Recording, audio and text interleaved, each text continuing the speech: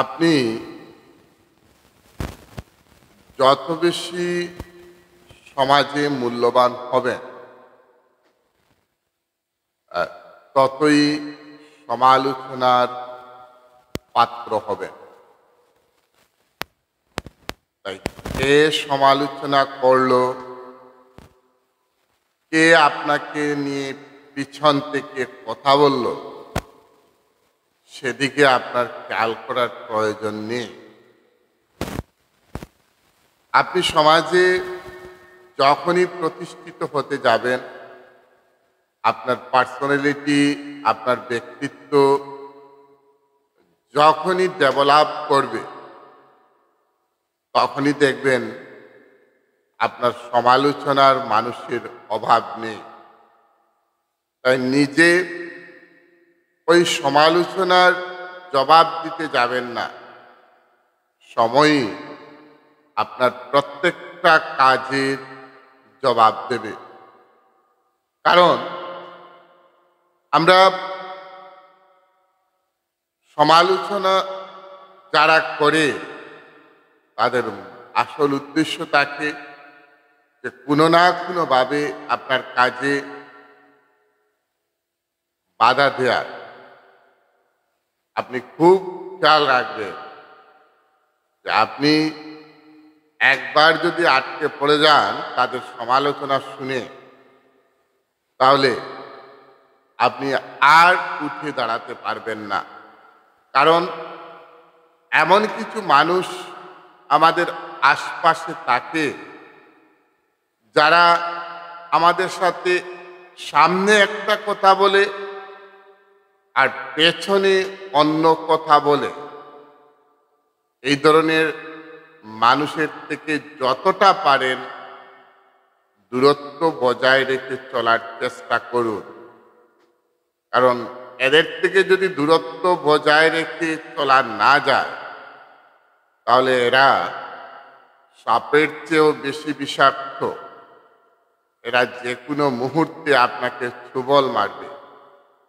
কারণ এরা আপনার সামনে খুব প্রশংসা করে, কিন্তু পিছন থেকে এরা চায় সবসময় আপনাকে ছুরি মারতে। তাই মানুষ চিনে জীবনে চলা শিখুন। প্রথমে মানুষকে বুঝুন, ভালো করে যাচাই করুন, তারপরে তার সাথে মিশুন। কারণ যে মানুষটাকে আজ আপনি খুব আপন ভাবছেন, সেই হয়তো আপনাকে একদিন পিছন থেকে ছুরি মারতে পারে। তাই অন্যের সমালোচনা আপনার কাজে যাতে কোনো বাধা না হয়, এটা খেয়াল রাখার প্রয়োজন। কারণ অন্যের সমালোচনা যদি আপনার কাজে বাধা হয়, তাহলে আপনি কাজ করতে পারবেন না। আপনাকে সাফল্য দিয়ে কেউ বিচার করবে না। আপনি কতবার বিফল হয়েছে এবং তারপরে উঠে আবার সফল হয়েছে, সেটা নিয়েই বিচার করবে। অর্থাৎ কাজ করতে গিয়ে আপনি এক নাগাড়ে সফলতার মুখ দেখলেন, সেটা বড় কথা নয়। আপনি বিফল হলেন, আপনার কাজে বাধা আসলো, আপনি নানা ঘাত প্রতিঘাতের মধ্য দিয়ে এগোতে থাকলেন, এটাই হলো আসল বিচার। যারা নানা ঘাত প্রতিঘাতের মধ্য দিয়ে এগিয়ে যেতে পারে, শত বাধার পরও যে মানুষগুলো হাল ছাড়ে না, সেই মানুষগুলো তারপরে যখন সফলতার মুখ দেখে, সেটাই হলো আসল সফল। আপনি একটা কাজ করলেন, বিনা বাধায় সফল হয়ে গেলেন, সেটা বড় ব্যাপার নয়। বড় ব্যাপার হলো সেটাই আপনি বাধা পেলেন, আপনাকে বারবার আটকানোর চেষ্টা করা হলো, আপনার পথে কাঁটা বিছানো হলো, আপনার অনেক দুর্গম পথ আপনাকে অতিক্রম করতে হলো। আপনি বারবার সেই পথে পড়লেন এবং পড়ে আবার উঠে আপনি সফল হলেন। এটাই হলো আসল সফলতা। তাই আসল সফলতা অর্জন তারাই করতে পারে যারা বারবার পড়ে গিয়ে আবার উঠে দাঁড়াবার ক্ষমতা থাকে, বারবার পড়ে গিয়ে আবার উঠে দাঁড়াবার সাহস ও মানসিকতা থাকে। তারাই জীবনে আসল সফলতা অর্জন করতে পারে। প্রত্যেকেই তাদের পরিস্থিতির ঊর্ধ্বে উঠতে পারে এবং সাফল্য অর্জন করতে পারে যদিবা যা করে তারা তার প্রতি নিবেদিত হয়, উৎসাহিত হয়। তারাই পরিস্থিতির ঊর্ধ্বে উঠতে পারবে, তারাই সফলতা অর্জন করতে পারবে। যারা যে কাজ করতে থাকবে, যে কাজ তারা নিজেরা করবে, সেই কাজে তাদের সম্পূর্ণ নিজেকে নিবেদিত করবে। নিবেদিত করা মানে সেই কাজে সে এক নাগাড়ে করবে, সেই কাজে তার মনোযোগ সহকারে করবে, সেই কাজ সে একনিষ্ঠ ও অধ্যবসায় সহকারে করবে। সেই কাজে তাকে যত বাধা দেওয়াই হোক সে সেই কাজে শুধু এগিয়ে যাবে। তাই পরিস্থিতির মোকাবেলা করতে আপনি শিখুন। পরিস্থিতির মোকাবেলা করাটা খুব প্রয়োজন এবং যে কাজে যেই লাগুক সেই কাজে সে যাতে সফল হয় এবং সেই কাজে নিজেকে সম্পূর্ণভাবে নিবেদন করতে পারে। কাজের প্রতি সম্মান আপনি আসুন, দায়িত্ব সহকারে কাজ করুন। যারা দায়িত্ব সহকারে কাজ করতে পারে, যারা কাজকে সম্মান দেয়, তারা অবশ্যই কাজে সফলতা নিয়ে আসে। যারা কাজকে সম্মান করতে জানে না, যারা কাজে দায়িত্ব সহকারে কাজ পালন করতে পারে না, তারা সফল হতে পারে না। অর্থাৎ আপনি যে কাজে লাগবেন, আপনি যে কাজটা করছেন, আপনি সেই কাজটা দায়িত্ব সহকারে করবেন। সেই কাজে আপনি নিজেকে নিবেদিত করবেন, আপনার সমস্ত কিছু নিবেদিত করবেন। আপনি অধ্যাবসায় সহকারে সেই কাজ করতে থাকবেন। দেখবেন আপনি সেই কাজে অবশ্যই সফলতা নিয়ে আসছেন। আর একটা কাজের সাথে যদি 10টা কাজ করতে থাকেন, সব দিকে যদি মন চলে যায়, তাহলে কোনো কাজেই আপনার সফলতা আসবে না। আপনি পার্টিকুলার একটা কাজ ধরুন এবং এই কাজ করতে থাকুন, ওই কাজে গুরুত্ব দিন, দেখবেন আপনার সফলতা অবশ্যই আসছে। আপনি যেখান থেকে শুরু করেন সেটা নয়, বরং আপনি কতটা উচ্চ লক্ষ্য নিয়ে কাজ শুরু করেছেন সেটাই হলো মেইন গুরুত্বপূর্ণ জিনিস। আপনি কোন জায়গা থেকে শুরু করেছেন সেটা বড় নয়, আপনার লক্ষ্য অনেকটা উপরে থাকতে হবে। একটা উচ্চ লক্ষ্য, একটা উচ্চ আশা নিয়ে আপনি কাজ করুন। একটা উচ্চ লক্ষ্য নিয়েই যদি আপনি কাজ করতে থাকুন, তাহলে দেখবেন আপনার সেই কাজে সফলতা আসবে। আপনি কোন জায়গা থেকে শুরু করলেন, আপনি কি শুরু করলেন সেটা বড় ব্যাপার নয়। একটা বড় লক্ষ্য নিয়ে কাজ শুরু করতে হবে আমাদের। যদি বড় লক্ষ্য নিয়ে যদি আমরা কাজ শুরু করতে না পারি, তাহলে কাজে গেইনার হওয়া যায় না, সফল হওয়া যায় না। লক্ষ্যটা অনেক উপরে থাকতে হবে, লক্ষ্যটা অনেক বড় থাকতে হবে। যারা বড় লক্ষ্য নিয়ে কাজ করতে থাকে, তারা তাদের লক্ষ্যে অবশ্যই পৌঁছায়। যেটা পারার জন্য আপনি অস্থির হবেন, মনে রাখবেন আপনি সেটা পাবেন না। অস্থির হলে কাজে সফলতা আসে না। আপনি যেটার জন্য শুধু অস্থির হয়ে থাকবেন, অস্থির হয়ে থাকবেন, আপনি সেটা কখনোই পাবেন না। কারণ কাজে সফলতা তখন আসবে যখন তুমি ধৈর্য সহকারে কাজ করতে থাকবে। কাজে সফলতার জন্য অস্থির হয়ে কাজ করতে আছেন, আপনি শুধু কাজ করছেন অস্থির হয়ে, মনে রাখবেন সেই কাজে এত সহজে সফলতা আসবে না। সফলতা তখনই আসবে যে আপনি খুব ধৈর্য সহকারে যখন কাজ করতে থাকবেন, যখন ধৈর্য সহকারে আপনি কাজ করবেন, তখন অবশ্যই আপনার কাজে সফলতা আসবে। আপনি সফলভাবে সেই কাজ করতে পারবেন। এবং কাজ নীরবে করা উচিত। দুলডাল বাজিয়ে কাজ করা ঠিক নয়। কাজ করবেন নীরবে, নিবৃত্তে কাজ করতে হবে। নীরবেই করা উচিত। নীরবে কাজ করতে হবে আমাদের। কারণ কাজ যদি আপনি নীরবে করেন, তাহলে আপনার কাজের সফলতাই চিৎকার করে একদিন সবাইকে জানিয়ে যাবে যে আপনি কাজ করতে পেরেছেন। আর কাজ করার আগে যদি শুধু ঢোল বাজাতে থাকেন, কাজ করার আগেই শুধু বলতে থাকেন, কাজ হবে না আপনার। কাজ হওয়ার পর কাজের সফলতাই সবাই দেখবে, তখন বুঝবে যে আপনি কাজ করেছেন। নীরবে কাজ না করলে কাজ হয় না। তাই প্রত্যেকটা কাজ নীরবে করা উচিত। কথা কম বলা, কাজ বেশি করা। যারা শুধু কথা বলতে থাকে, এরা শুধু কথাই বলে থাকে, কাজের প্রতি তাদের মনোযোগ আসে না। তাই কাজ যারা করে, যারা কাজের লোক, তারা কথা কম বলে, কাজ বেশি করে। আর যারা কথা বলতে থাকে, শুধু তারা কথাই বলে, কাজ তাদের দ্বারা হয় না। তাই আপনি যে কাজই করবেন, সেই কাজ নীরবে করতে থাকুন। আপনি নীরবে করুন, দেখবেন আপনার কাজে সফলতা আসবে। আপনি যদি আপনার সফলতাই সবাইকে জানিয়ে দেবে যে আপনি এই কাজটা করতে পেরেছেন। আপনার সফলতাই সবাই বুঝবে যে আপনার দ্বারা এই কাজ করা সম্ভব হয়েছে।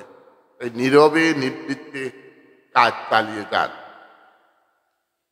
জীবনে শান্তি পেতে হলে মনের মধ্যে যত ময়লা রয়েছে, যত আবর্জনা রয়েছে, সেটাকে ধুয়ে ফেলতে হবে, সেটাকে পরিষ্কার করতে হবে। জীবনে তখনই শান্তি পাওয়া যায়, শান্তি তাদের জীবনেই আসে যখন আমরা আমাদের মনের ময়লাগুলো ধুয়ে মুছে পরিষ্কার পরিচ্ছন্ন করতে পারি। কারণ আমাদের প্রত্যেকের ভিতরে একটা ময়লা জমে রয়েছে মনের মধ্যে। আমরা সেই ময়লাটাকে ধুয়ে মুছে পরিষ্কার করতে হবে। সবসময় চেষ্টা করুন না নিজের মনের ময়লাটাকে দূর করার। বাইরের দিক শুধু পরিষ্কার করলে চলবে না, মনটাকে পরিষ্কার করার প্রয়োজন। সেটা ধুয়ে মুছে পরিষ্কার করার প্রয়োজন। তারপরেই দেখবেন আপনি জীবনে অনেক শান্তিতে আছেন। আপনিও শান্তিতে, আপনার পরিবারের পরিজনরা সবাই মিলে আপনি শান্তিতে বসবাস করতে পারছেন।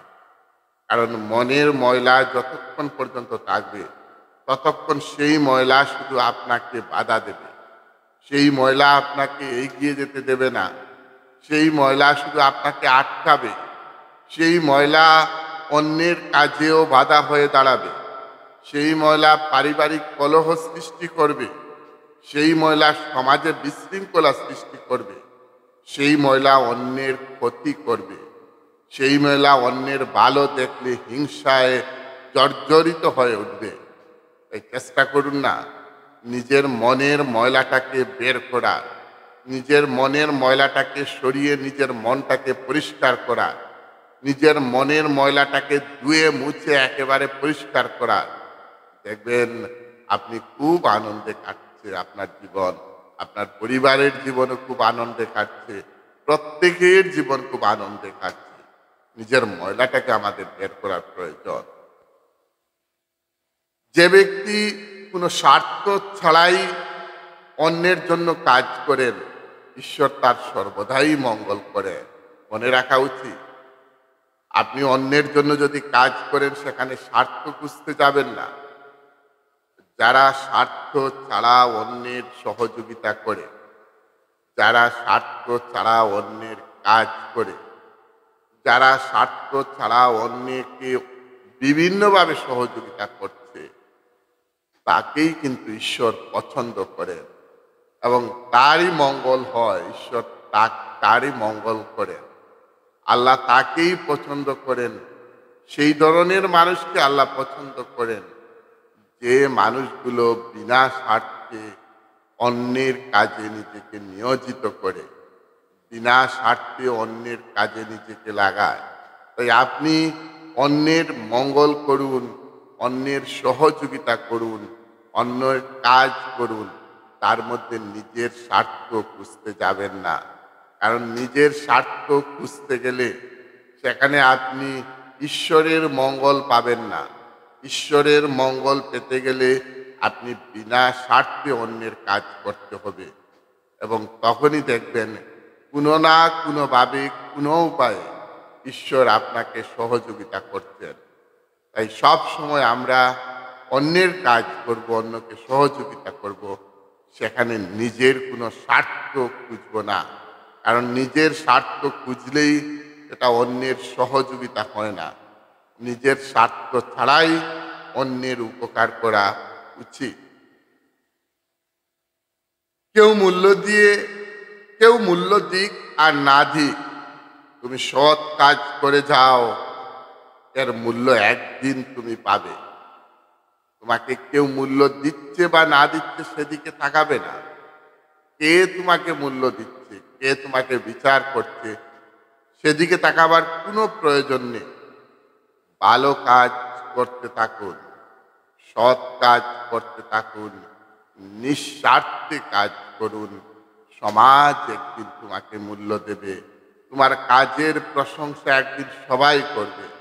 তাই সব সময় ভালো কাজ করতে থাকুন, দেখবেন এর মূল্য কোনো না কোনোভাবে আপনি পাচ্ছেন।